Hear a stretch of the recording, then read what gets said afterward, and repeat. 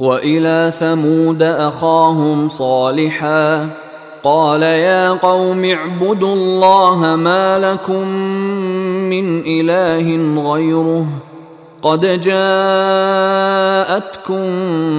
بَيِّنَةٌ مِّن رَّبِّكُمْ هَٰذِهِ نَاقَةُ اللَّهِ لَكُمْ آيَةً فَذَرُوهَا تَأْكُلْ فِي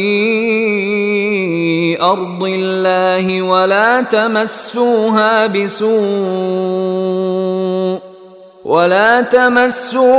بِسُوءٍ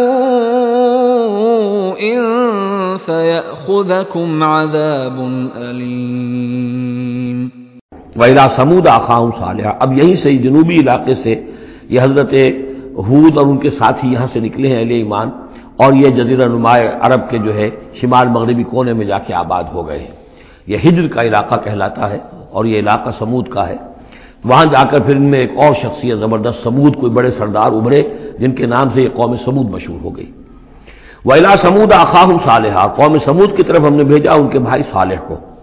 قَالَ يَا قَوْمِ اعْبُدُوا اللَّهَ مَا لَكُم مِّنْ إِلَٰهٍ غَيْرُهُ، وہی بات انہوں نے کہی۔ اب میرا خیال ہے کہ ہر دفعہ ترجمہ نہ کروں۔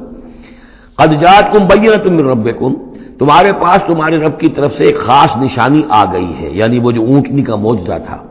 حضرت ہود کے بارے میں اور حضرت نوح کے بارے میں کسی معجزے کا ذکر قرآن میں نہیں ہے۔ معجزے کا ذکر سب سے پہلے حضرت صالح کے بارے میں آتا ہے۔ قد جاءتکم بینۃ من ربکم، تمہارے پاس تو ایک کھلی نشانی آ گئی تمہارے رب کی طرف سے۔ ھذہ ناقۃ اللہ، یہ اللہ کی اونٹنی ہے جو تمہاری نگاہوں کے سامنے ایک چٹان سے برآمد ہوئی ہے۔ لکم آیۃ، یہ تمہارے لیے ایک نشانی ہے۔ فذروھا، تو دیکھو اسے چھوڑے رکھو۔ تاکل فی الارض اللہ، وہ اللہ کی زمین میں کھاتی پھرے جہاں سے چاہے۔ ولا تمسوھا بسوء، اور اسے کوئی مس نہ کرنا کسی برے ارادے سے، یعنی گزند پہنچانا، اس کو نقصان پہنچانے کی کوشش نہ کرنا۔ فیاخذکم عذاب علیم، تو اگر تم اسے ہلاک کر دو گے تو ایک دردناک عذاب تمہیں آ پکڑے گا۔